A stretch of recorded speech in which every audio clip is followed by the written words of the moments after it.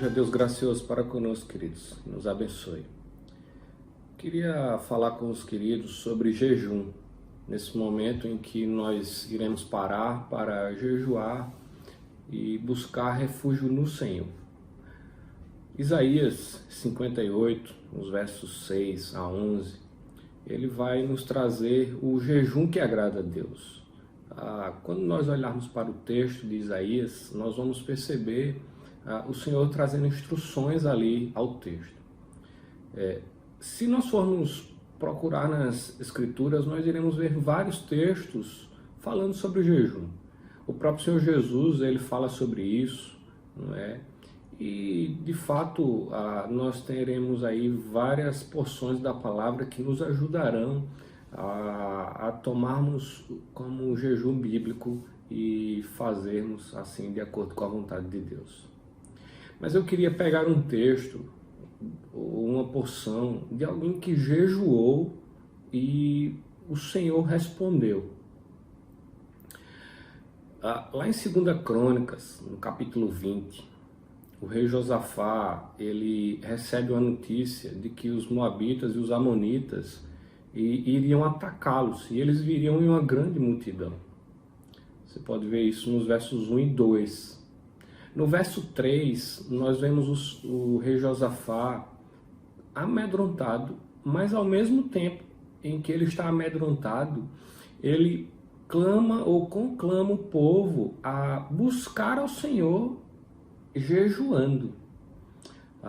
Queria ler com você o versículo 3 do capítulo 20.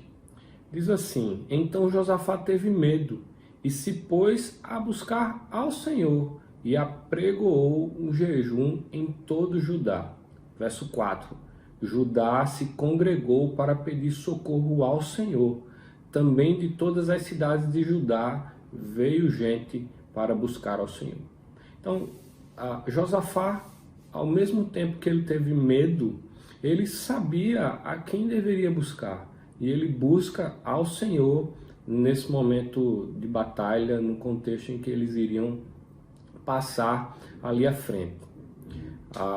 É interessante porque se você for olhar o capítulo 20 de 2 Crônicas, você vai perceber algumas coisas que acontecem ali.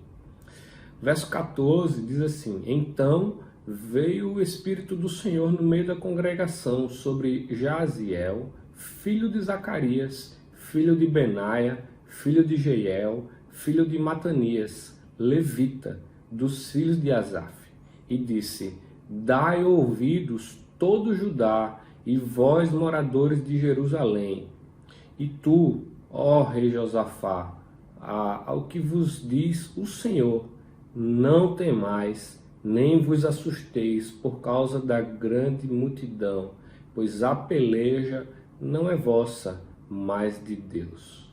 No verso 17 diz assim: Neste encontro não tereis de pelejar, tomai posição e ficai parados, e vede o salvamento que o Senhor vos dará, ó Judá e Jerusalém. Não temais, nem vos assusteis. Amanhã saí-lhes ao encontro, porque o Senhor é convosco. Verso 19 vai dizer que os levitas, os filhos de coatitas e dos coreitas, se dispuseram a louvar o Senhor, Deus de Israel, em alta voz sobremaneira. E daí em diante nós vamos ver o Senhor agindo e operando ali no meio do povo. Não é? De fato, o Senhor é quem agiu para com o povo dele. No capítulo 46, ou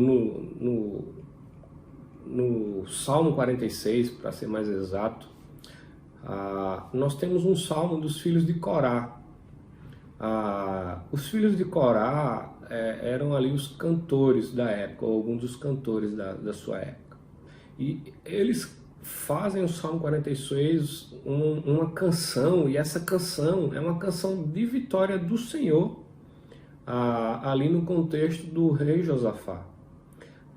Esse salmo ele é escrito exatamente ali no contexto em que o rei Josafá estava passando.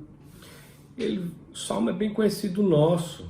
Talvez se eu puxasse aqui o primeiro versículo, aí quando você for ver, você vê a sequência dele. Mas vai dizer assim, que Deus é o nosso refúgio e fortaleza, socorro bem presente nas tribulações. Portanto, não temeremos, ainda que a terra se transtorne, os montes se abalem nos seios dos mares, ainda que as águas tumultuem e espumejem, na sua fúria os montes se estremeçam.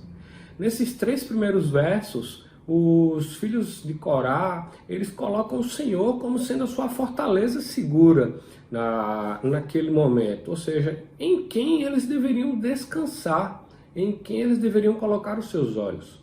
Eles deveriam colocar os seus olhos somente no Senhor, sabendo que o Senhor seria ali a sua fortaleza.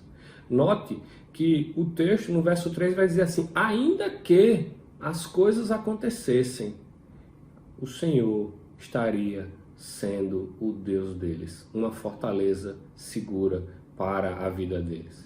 Nos versos 4 a 7, vai dizer o seguinte, há um rio cujas correntes alegram a cidade de Deus, o santuário das moradas do Altíssimo. Deus está no meio dela, jamais será abalada. Deus ajudará desde antemanhã.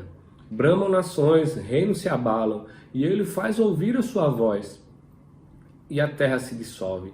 O Senhor dos exércitos está conosco.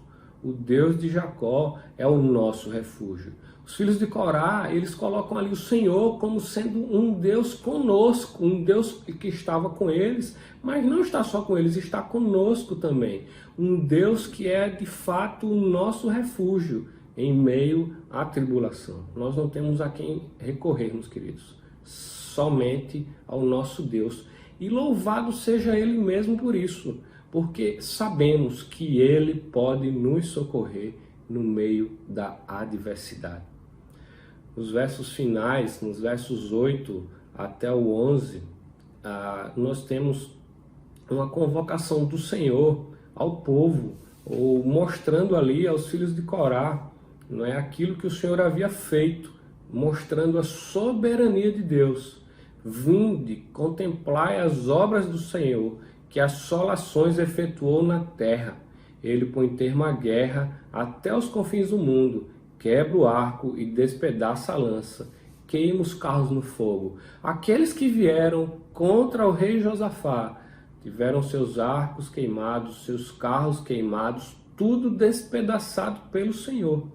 E aí o Senhor diz assim, aquietai-vos e sabei que eu sou Deus, sou exaltado entre as nações, sou exaltado na terra. O Senhor dos exércitos está conosco, queridos. O Deus de Jacó é o nosso refúgio. Assim como ele foi o refúgio do rei Josafá, assim como ele foi o refúgio de tantos outros personagens bíblicos que de fato viveram, queridos. Isso aqui não é só uma história, é uma história real. Todos esses experimentaram a bondade do Senhor na vida deles. Nós também temos experimentado da bondade do Senhor sobre as nossas vidas. Por isso, nós iremos dedicar esse dia a jejuarmos e estarmos como família juntos, clamando ao Senhor pelo socorro do Senhor. O Senhor irá ouvir e o Senhor irá atender. Lógico que de acordo com a vontade dele, não de acordo com a nossa, mas o Senhor irá agir e o Senhor irá atender. Queria dizer para você uma coisa, apenas para encerrar sobre o jejum. Jejum, queridos, não é só deixarmos de comer. Nós iremos parar de comer e está tudo certo. Nós precisamos fazer isso, mas nós precisamos nos desligar deste mundo. Nós não vamos deixar de comer e irmos ver TV, por exemplo. Nós não vamos deixar de comer e estarmos ali pendurados nos nossos celulares. Nós precisamos deixar de comer e nos apegarmos à palavra do Senhor. Que o Senhor mesmo trabalhe em nossas vidas neste dia para agirmos de acordo com a sua vontade e para a sua glória. Que Ele nos abençoe como igreja, que Ele fortaleça a sua igreja nesse momento em que nós estamos vivendo. Que Deus nos abençoe, queridos. Amém.